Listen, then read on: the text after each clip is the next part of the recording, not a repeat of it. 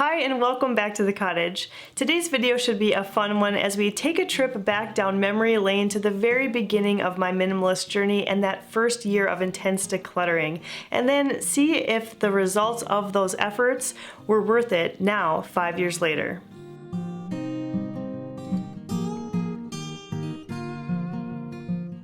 We're coming up on the 5-year anniversary of when we really started being intentional and starting to live as minimalists. Now, I've mentioned before that our seed of minimalism was planted in our minds back in 2017 when we were adopting our first daughter. But it wasn't until a few years later when we started to really think thoughtfully about all of our possessions and do some major decluttering. Up before that point, we were selling a few things here and there and just kind of casually going through our things. But it wasn't until 2018 that we really buckled down and started making some great effort towards decluttering and living more minimal. And it was at that same time I began to document the process of decluttering here on YouTube as a way to keep myself accountable and also to share with other people who might be going through a similar situation. So I had about 200 subscribers when I filmed those videos and released them here on YouTube, and now I have over 20,000. There are a lot of new faces here, and I don't want to give the impression that I've always lived this organized, tidy, and clutter-free life.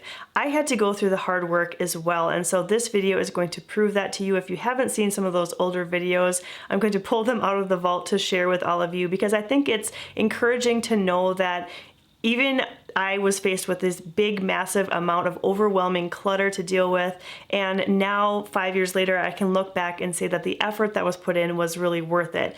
I also used a lot of different games and tips and things to declutter those initial decluttering sessions because I didn't know what I was doing. So I had these games and different things to help me get through the process, and so I think that this video will be helpful to share some of those different things that I used to help make it a little bit more enjoyable and to get the job done quickly.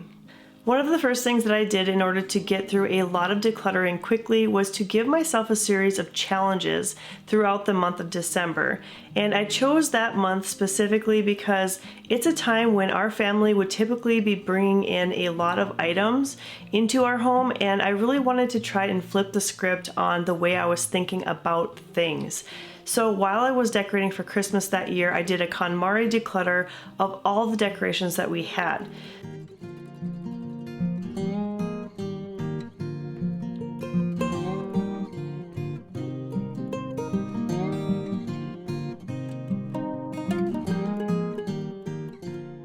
With the KonMari method, you are supposed to bring all the items in one category to a centralized location so that you can clearly see how much of that type of thing that you have. So this process actually makes a lot of sense to me because I personally had the habit of squirreling things away. So I might have had a bin of decorations here and a box of decorations there. And if I had only tried to go through a portion of the items, I wouldn't have a clear picture of the sheer volume that I was dealing with. So seeing everything laid out makes it easier, in my opinion, to see the abundance. This process also encourages you to focus on which things bring you joy and being able to pick out the truly special things that you want to keep first, which again helped me to visually make those choices more easily. The next challenge that I took on was a speed declutter. In this challenge, I was tasked with trying to find 60 items in 60 minutes. The thing I really liked about this concept was that I was able to go from room to room very quickly and just looked for the things. I didn't have to do a ton of thinking about it. I didn't have to bring everything all into one location like I did with the Christmas decorations. It was all about just searching and putting the decluttered items into the basket. This challenge would be much more difficult were I to try to do this now, all these years later, because there aren't many obvious choices anymore. But back then we had a lot of items that we weren't using on a regular basis, and it was very clear to pick them out. We were just nearing the end of the baby stage, so things like bibs, baby carriers, and items like that went straight into the basket.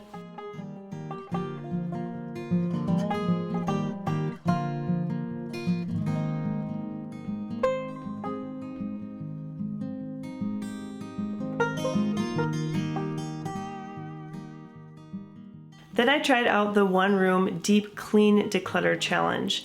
I decided to focus on the entryway mudroom of our rental farmhouse. So the theory with this challenge is that by doing a thorough cleaning and organizing of one room, you will naturally find things that don't need to be there. During my deep clean, I came across extra hats and gloves, toiletries, and some decor items. And looking back on this footage, this challenge was probably the one that really helped me to see the benefit of eliminating that visual clutter, because the before and after in this room was pretty striking, and it just felt so much more fresh and open and clean, and it made me so happy to see like this space just cleared off. And so I really wanted to keep it that way going forward.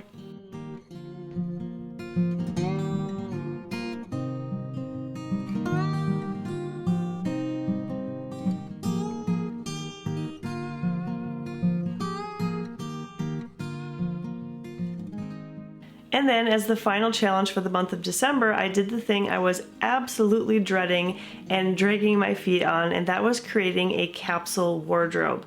Now, if you know me, you know that I am not a fashion person, and yet the amount of clothing items that I had was insane. I remember when I put this video together feeling super embarrassed by how much I had. Many of the items I literally never wore. I went through and I handled each and every item and divided them into 3 piles. Those I for sure wanted to donate or sell, those I for sure wanted to keep, and then the final pile for items I needed to think more about before making a decision.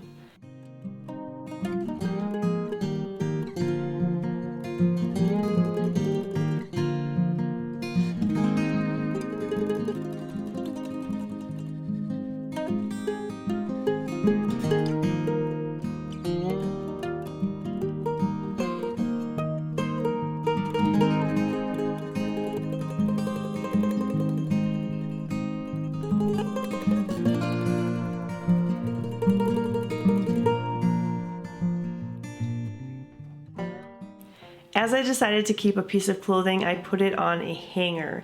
And I was committed to only keeping 50 items, things that I could mix and match and wear in various layer combinations. And setting a number limit helped me a lot for this specific challenge because it meant that I really had to be thoughtful and weigh the options to find my absolute favorites.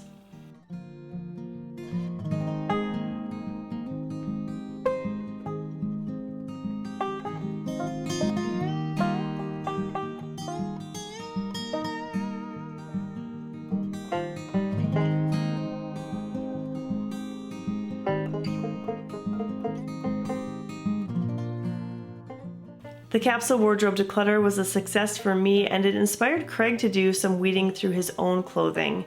So we worked together to go through all of his items of clothing as well.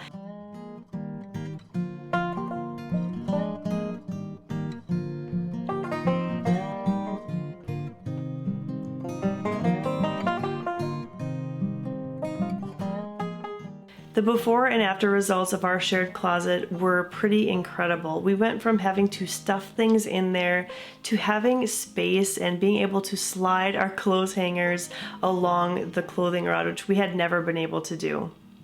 I think that these 4 challenges were really instrumental in getting a kickstart on understanding what it means to be more minimal.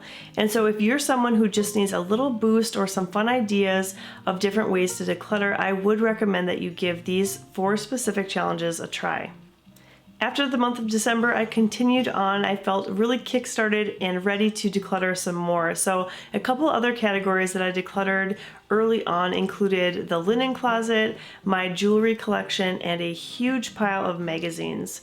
I am struck watching this film back at the sheer volume of items that I was up against. It did help me mentally to get a better handle on things by just taking it one room or one category or one challenge at a time.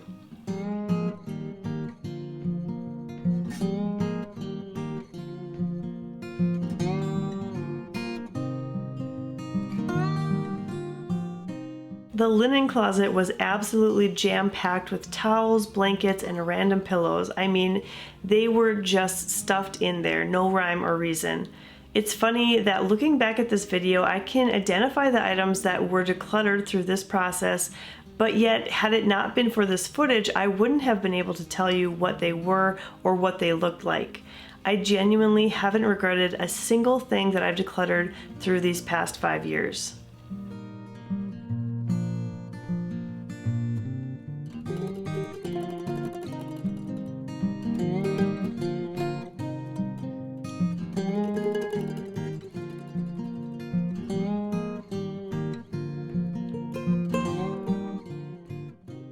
Here I am using the container method, probably for the first time, and basically learning how to set boundaries for the items that you want to put in a space. And this has been a really helpful technique that I've carried with me going forward.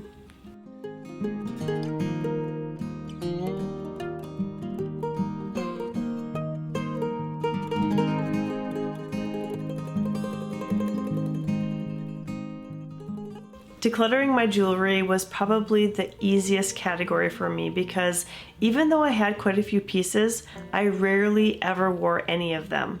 I had just sort of collected them through the years, either purchased to go with a specific outfit or as gifts from friends and family.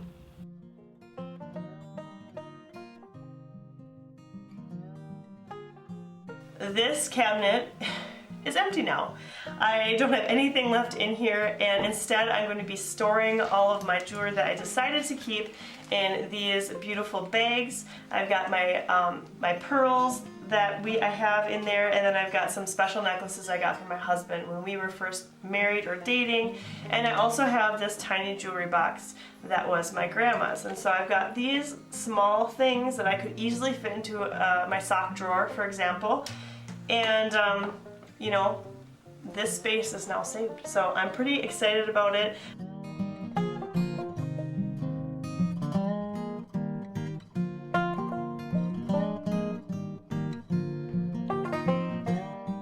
Kids' clothing. We had so much.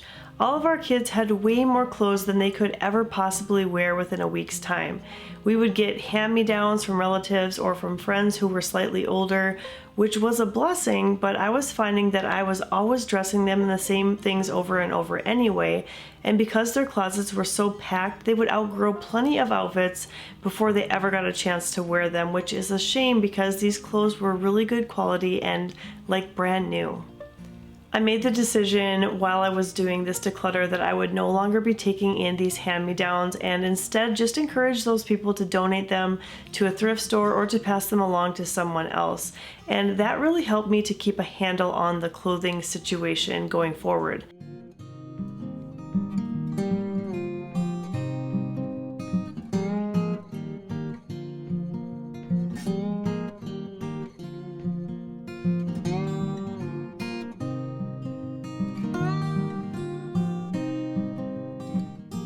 And of course, there were also a lot of kids' toys. Yes, I documented the process of clearing those out too. Just look at the massive amount that we had in our family room space.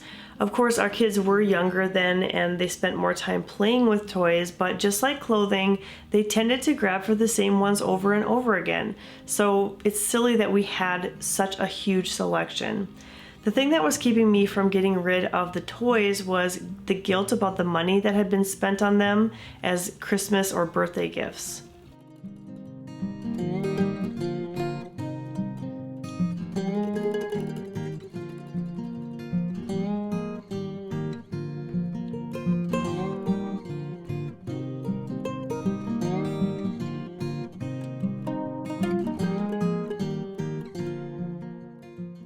In the kitchen, I had plenty of decluttering work to do. This kitchen held 15 years of accumulation from wedding gifts up to that point in time. I truly think we had kept every single kitchen gadget, plate, cup, and miscellaneous utensil that we brought into our lives. You know, watching these videos back, I'm reminded that I actually like to do this KonMari method of bringing everything out in one spot for many of my decluttering projects. The thing that isn't ideal about working this way is that it can be overwhelming in that it makes a big mess. So if that's a stumbling block for you, I would suggest that you instead go through one cabinet, drawer, or shelf at a time and just clear out that one spot only.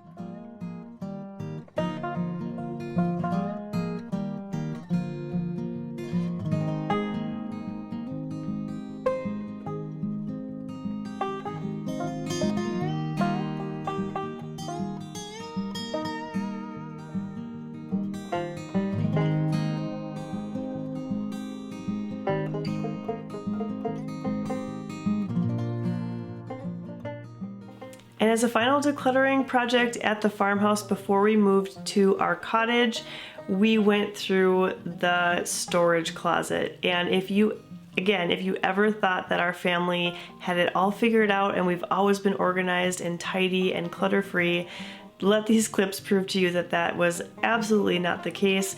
This room was a disaster.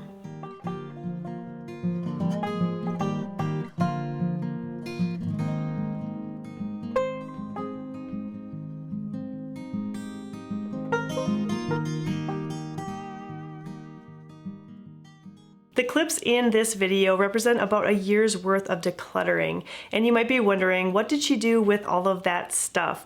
Well, we had a garage sale. We put everything aside into one room of the farmhouse and then had it all laid out in the garage for sale. I think we made about $2,000 for all of these items, which I thought was pretty good considering that these were all things that we didn't need anymore, didn't want anymore, but it was kind of a hassle. So we made a decision going forward that we're just going to declutter in smaller batches and not hold on to these things for long periods of time, because that was kind of defeating the purpose of letting these things go. Shortly after the sale, we moved into our new home, and if you've ever moved, you know that that can be a very stressful situation, and it also shows you how many things you still have. And so it was a little disheartening to find out that even after a year of decluttering, we still had work to do because there were still too many things to fit into our new home, things that we didn't want.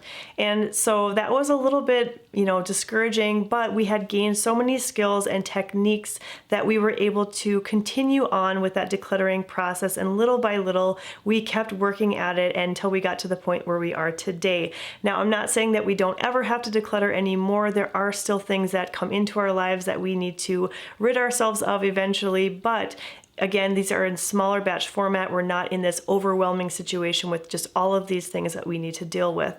And so I just want to encourage you again at the end of this video to know that that time is going to pass. Those 5 years from when we started our intense decluttering until now, that time was going to go by whether we did anything with it or not. And so if I can give you one tip at the end of this video, it's just start, because we had an overwhelming pile of clutter to deal with, and it would have been easy to just ignore the problem, but the better solution was to just start tackling it. And even if it's just small amounts of progress, those little bits of progress will add up, and you'll be so thankful that you started in the first place. Thank you so much for watching today's video, and I hope that you'll stop by the cottage again really soon.